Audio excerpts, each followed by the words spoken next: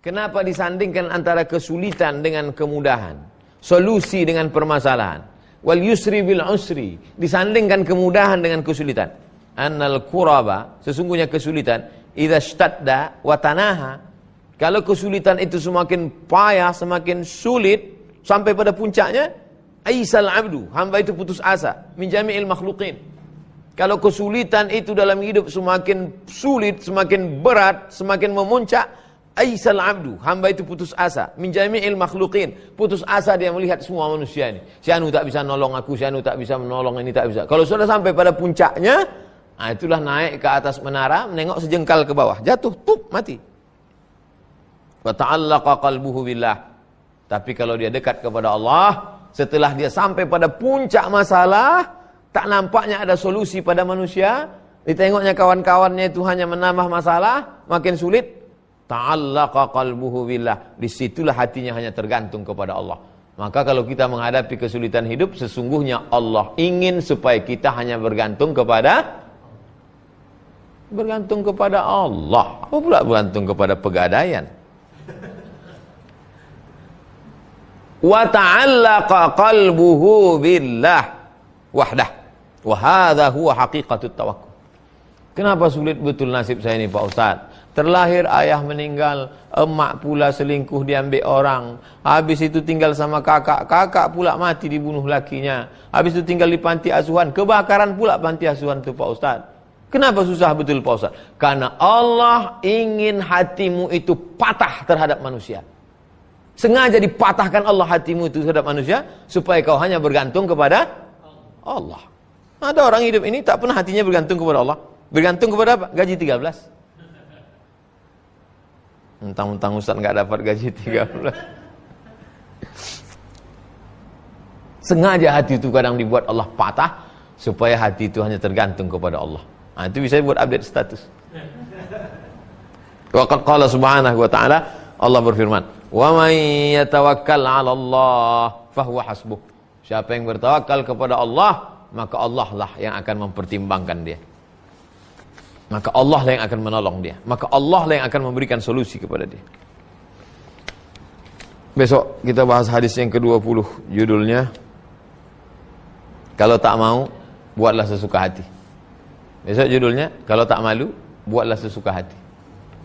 Kalau tak malu, buatlah suka hati. Banyak sekarang orang tak malu. Buatlah suka hati. Pertanyaan Pak Taufik, Assalamualaikum Ustaz. Ada seorang yang sulit dan sudah lama tak sembuh-sembuh. Kemudian untuk membantu supaya segera lepas dari rasa sakit, keluarganya minta doa dari seorang ustadz. Tak lama kemudian meninggal. Pertanyaannya, apakah ada ilmu seperti itu Pak Ustaz? Memang dia udah mau mati. Inilah tauhid dari Pak Taufik. Memang orang itu udah mau mati. Kalau memang tak mati, kata Allah, beratus berjuta orang berdoa tak mati-mati. Berapa banyak orang yang stroke bertahun-tahun tak mati-mati. Tapi ada orang tak sakit, batuk mati. Dan kalau ada, maka apa hukumnya Pak Ustadz? Kita hanya berdoa. Orang yang mendoakan pun tak tahu. Orang yang mendoakan itu pun tak tahu bahwa doa itu mati. Guru saya dulu, guru tauhid yang mengajar kitab Dasuki ala Ummil Barahin. Datanglah orang minta doa sama dia, minta air. Dikasihnya air. Balik orang itu kasih minum, mati. Alhamdulillah Pak Ustadz, udah mati. Alhamdulillah pula kata orang itu. Dan dia hanya minta doa, ya Allah, ini hamba engkau sedang sakit, tolong dia ya Allah. La haula wa la quwata illa billah. Kalau ada orang minta doa, bacakan Al-Fatihah seperti yang disebutkan dalam hadis-hadis ma'tsur. Al-Fatihah, qul huwallahu 3 kali, qul rabbil falaq, qul rabbin nas.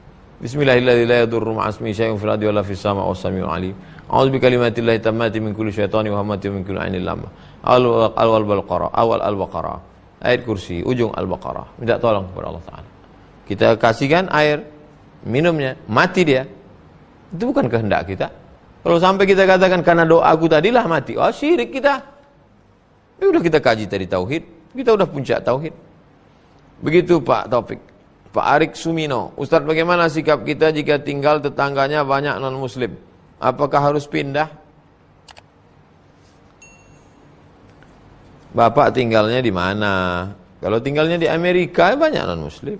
Tinggal di Australia keliling non-muslim. Kalau kira-kira dengan ada di situ terganggu iman anak-anak bapak, khawatir bapak mereka tak berjilbab, maka kita disuruh untuk da'ma yaribuka ila ma la yaribuka. Tinggalkan sesuatu yang meragukanmu kepada yang tak meragukanmu. Tapi kalau bertetangga dengan non-muslim itu tidak merusak agama bapak, akidah tak rusak, mereka pula tak peduli tentang keyakinan bapak, syukur-syukur bisa pula bapak berdakwah di situ. Baik. Jadi jawabannya lihat situasi dan kondisi. Ibu Fatimah, Ustaz, teman saya seorang janda dan sekarang sudah menemukan tambatan hatinya. Calonnya melamar ke orang tuanya. Bapak mengizinkan tapi ibunya tidak. Apakah boleh menikah tanpa izin ibu? Wa amruhum syura bainahum. Musyawarahlah. Bu, ini ada orang yang mau meminang, Bu. Aku tak setuju kalau sama dia. Tapi nanti ibu dikasihnya cincin satu. Enggak setuju, katanya. Dah mulai lembut dia. Kalau dua, Bu, nikahlah. Musyawarahlah. Lembutkanlah hati mak tu. Kenapa dia tak suka? Kenapa ibu tak suka sama abang tu? Apa salah dia? Apakah karena sukunya? Bukan. Apakah karena uang pinangannya? Tidak. Apa karena dia tak ganteng? Tidak juga. Jadi kenapa mak tak setuju? Ayah dia itu mantan aku dulu. Musyawarahkanlah. Begitu Bu Fatimah. Ibu Nurul Aini, Nur Cahaya, Aini Mata. Ustaz, mohon penjelasan tentang Syekh Abdul Qadir Jailani. Mazhabnya apa yang beliau anut? Bolehkah kami mengamalkan doa dan bacaan beliau? Syekh Abdul Qadir Al-Jilani mazhab Hambali.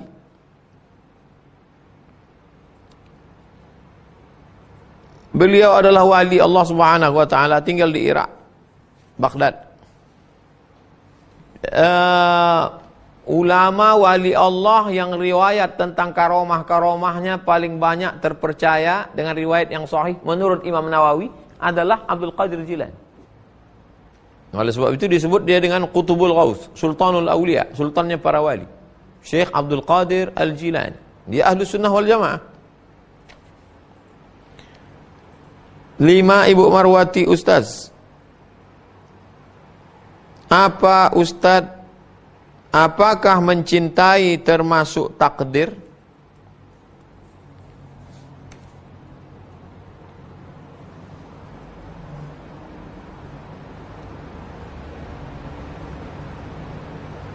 Takdir itu ada mukhayyar, ada musayyar. Ada musayyar. Ada mukhayyar.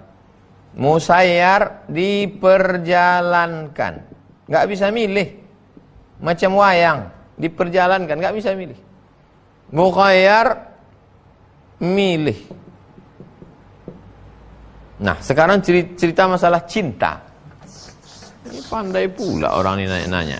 Nanya cinta pula dia.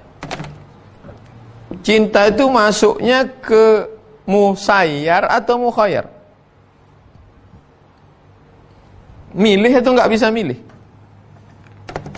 Mukhayyar bisa milih.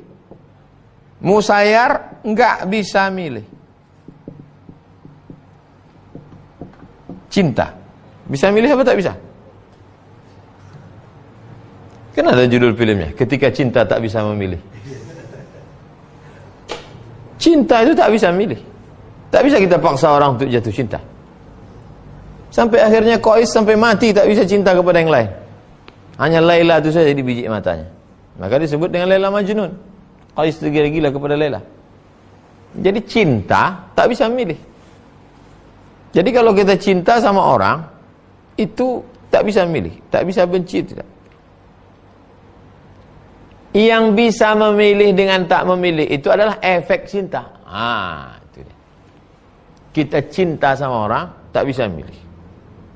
Tapi efek dari cinta, SMS atau enggak ya, ajak nonton atau enggak ya, pegangan tangan atau enggak ya, boncengan atau enggak ya, itu bisa milih. Gimana jemaah? Paham? Saya ulang sekali lagi.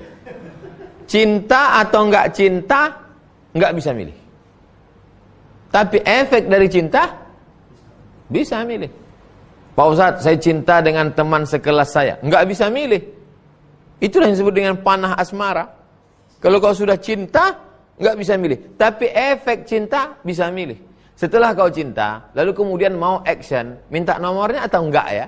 Milih. Setelah dapat nomornya, ngajak jalan atau enggak ya? Nonton atau enggak ya? Boncengan atau enggak ya? Maka ketika orang mencinta, enggak dosa.